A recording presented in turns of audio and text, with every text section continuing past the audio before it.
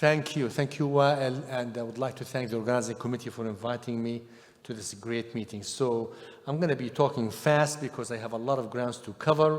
So we're going to talk about pulmonary valve replacement primarily. So we all know by now that significant PR on the long run results in right ventricular dysfunction and arrhythmias and a premature death. And we have a lot of patients, they die suddenly from this. And we know that if you replace the pulmonic valve at the right time, these patients and the right ventricle will remodel.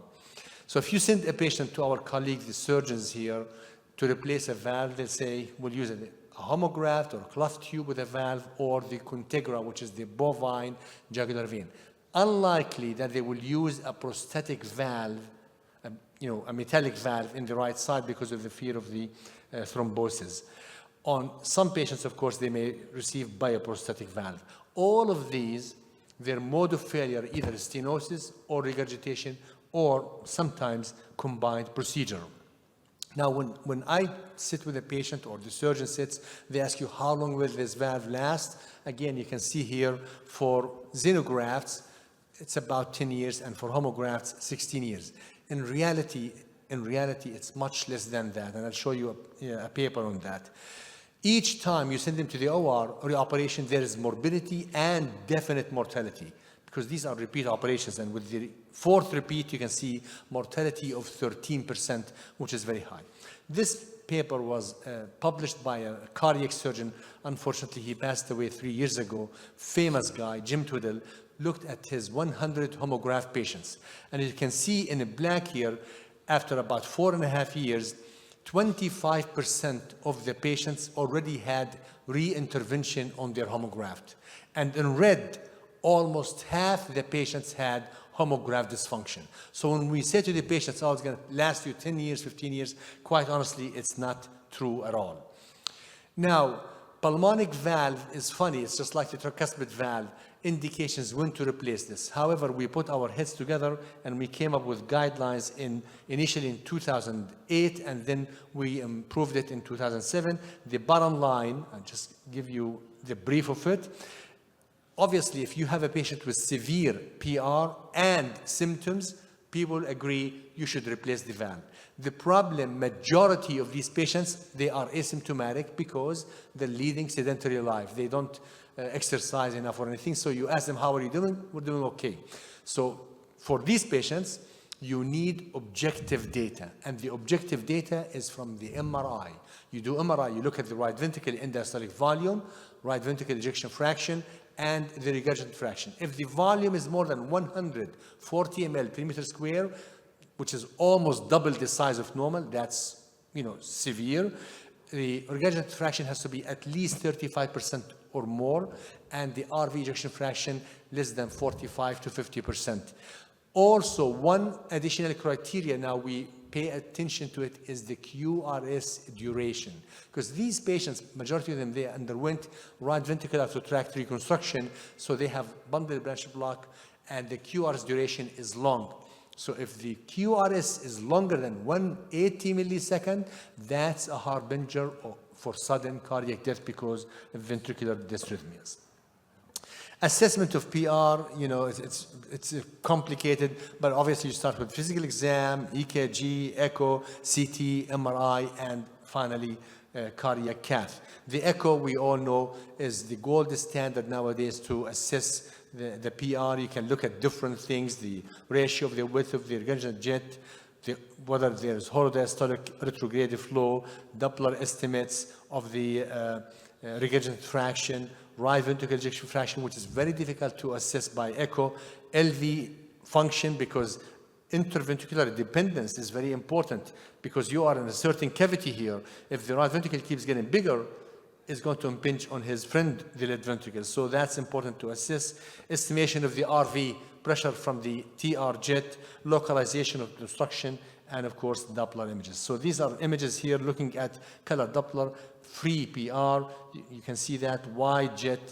Then you look at the diastolic retrograde flow. It's as dense and big as the antegrade flow, indicating severe PR. Also, something we look at called pulsatility index. You look at the ratio of the right pulmonary artery in systole and diastole, and then you look at that. If the ratio is more than 1.8 to 1, that's severe PR. Also, you look at the size of the RV by echo. You can look at this right ventricle, it's very large, but it's not the gold standard. The gold standard is MRI. Why do we do CT? We do CT, shows you the anatomy very well, shows you if there's calcification, but also you look at the proximity of the coronary arteries to the right ventricular flow tract. This is extremely important, and I'll tell you later on. Then with the CT images, we send it to our 3D print. They give you a nice model. You can look at it, you can play with it, you can put a valve inside and go from there. MRI is the gold standard because it gives you RV, volume, ejection fraction, regurgitation fraction, whether there is left to right shunt, and all of this very important. So we do this on every patient that we have. Finally, I take them to the cath lab for two reasons. Number one, if they have associated abnormalities, shunts, or PPS, peripheral pulmonary stenosis, we deal with this right there in the cath lab. And then, of course, I get also measure the size of the MPA, the landing zone by balloon sizing. And these are, just basically looking at the trace here. When you have severe PR, the diastole is very low. And these are just images here showing you a significant PR on the frontal, the lateral. You can see that, large alveolar tract. Then we do balloon sizing, inflate, and then inject in the RV, and ensure that there is no flow around the balloon. This is, of course, very short, 5 seconds to 7 seconds. And that will be the size of the valve that you want. Add to that 2 to 4 millimeter if you want to choose a self-expandable valve or a balloon. Now, coronary compression test is the most important step of the procedure. You inject in the ascending aorta, or sometimes selective, in different views, to see how far the coronary arteries from this, because 6% of patients, this distance is so close, if you put a stent in the RV flow tract, you will compress the left main or LAD, and then the patient will have major problem. Now, what are the currently approved valves? Melody, Edwards, and Harmony. We'll talk about each one of them. So who are our patients? So this slide shows the number of patients born worldwide with congenital heart disease, 1.6 million patients. Out of those, 22% have anomalies of the RVOT. This translates to about 350,000 patients. On the right-hand side of the slide, the patients that our surgical colleagues put a conduit between the right ventricle and the MPA, atresia, truncus, and all of this. This counts for approximately 105,000 patients a year. The left-hand side of the slide are the patients who underwent a transannular patch, and those are the majority of the patients.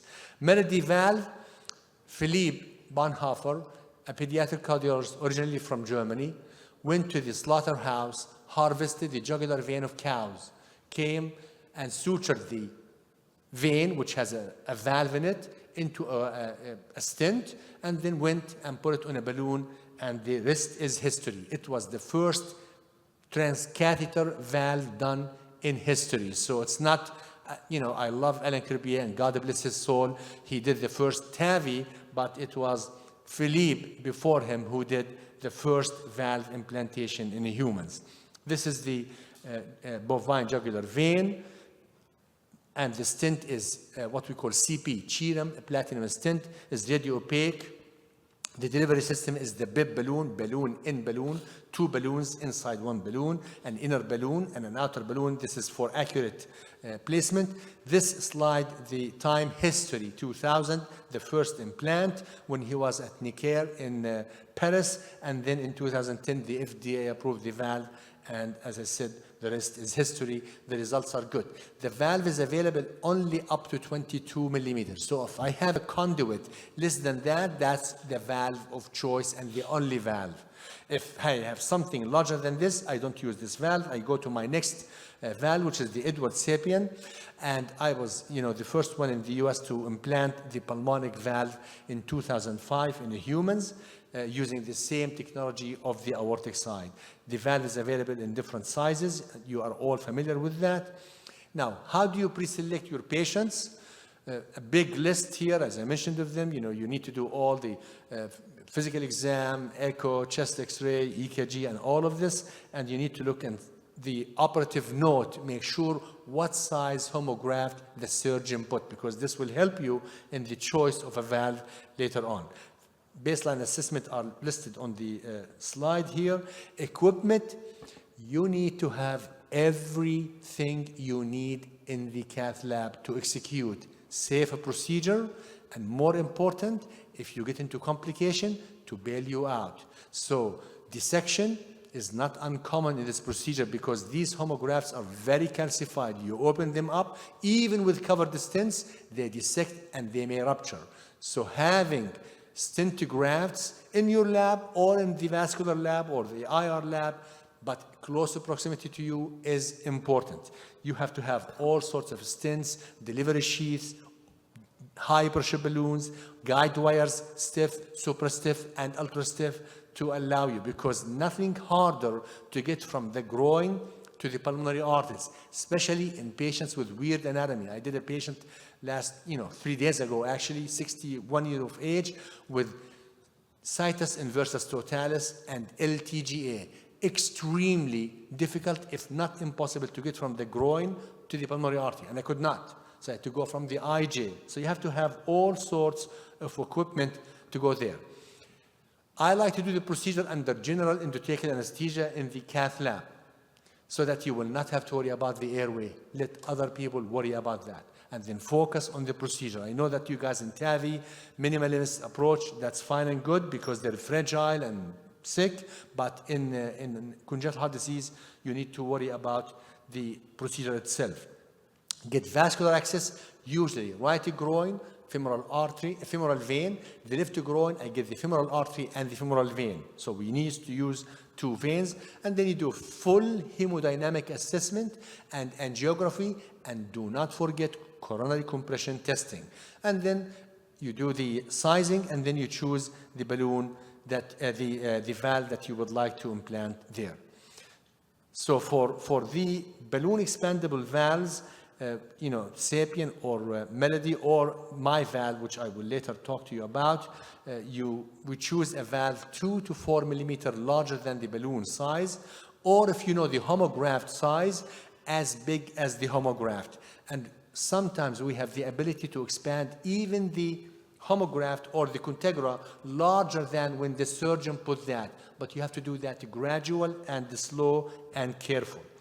So these are images here. So this is a calcified homograft. You can see it there. Frontally, do certain measurement. On the lateral, you can see it there. Then we do the coronary compression testing, as you can see. Very important. And then we put a landing zone for calcified homografts, either a covered stent or a bare metal stent, to land your valve. For Melody, to protect from stent valve fracture. For Edwards, because it's short valve. And then you implant it there. I'm trying to scroll here faster so that we can.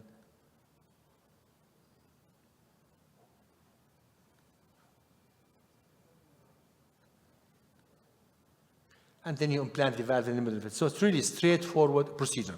Complications, as I mentioned, stent fracture, coronary impingement, device embolization, but the most feared one, aside from the coronary, is the homograft rupture.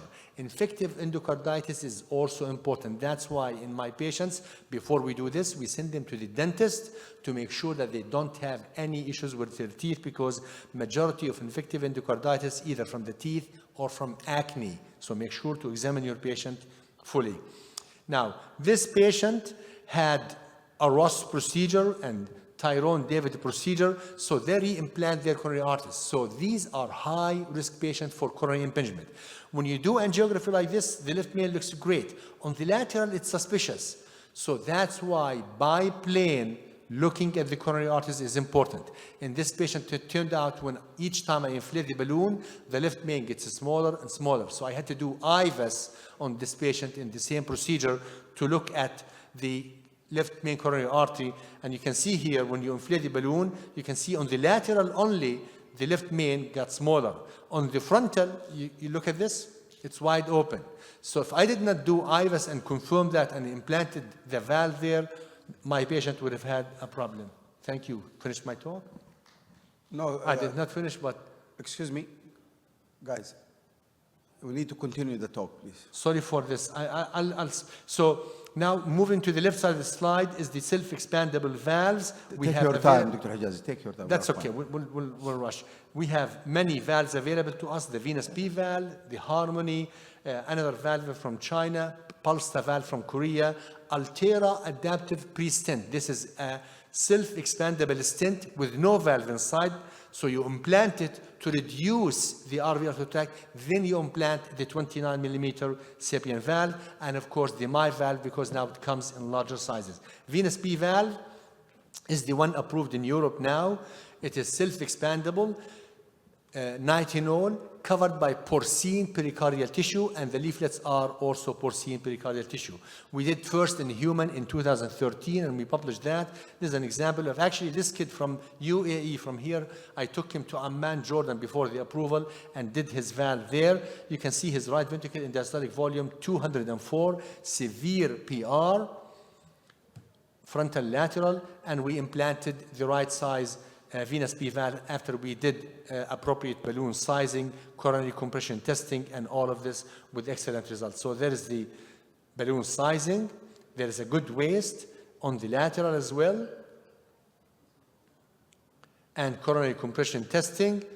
Everything is good, and then you just basically, like what you do with the core valve, you take it and you implant it gradually until you are in good position, and you release the valve at the end of it. So this is here the final deployment. You know, the other femoral vein, as I said, is for control angiography, for position. Each time you open some part of the valve, you can do it at the end. Let me just scroll here. There is the valve. You do the final angiogram, and actually there was no PR. You look at the coronaries, they look good. We did a clinical trial in China. Can we? Sorry for this. Other valves, Harmony valve is approved now in the US. The only problem, it's available in two sizes, a 22 and 25 millimeter. This is the valve, self-expandable, porcine pericardial tissue. A valve from China. This is the Pulsar valve, which is also from Korea. Very good valve, self-expandable. This is the Altera. I mentioned that. It's just a stent with constriction in the middle, and you put the, and the MI valve, now we are using it. So when do I use the MI valve versus the venous P valve? MI valve is short. So if I do a case and the landing zone is long, i.e. longer than 40 millimeter, I use the venous P valve. If the landing zone is short and it's large, between 30 to 32 millimeter, I use the MI valve. It's a good valve with good result. We have done many cases with that. So in conclusion, both Melody and Sapien valves are balloon expandable, and they are available, but they cater towards only about 25–30% of the patients. Melody valve results are good. Sapien valve are good. For self-expandable valves, we have the venous P valve and the Pulsar valve. Thank you, and sorry for taking time. Thank you.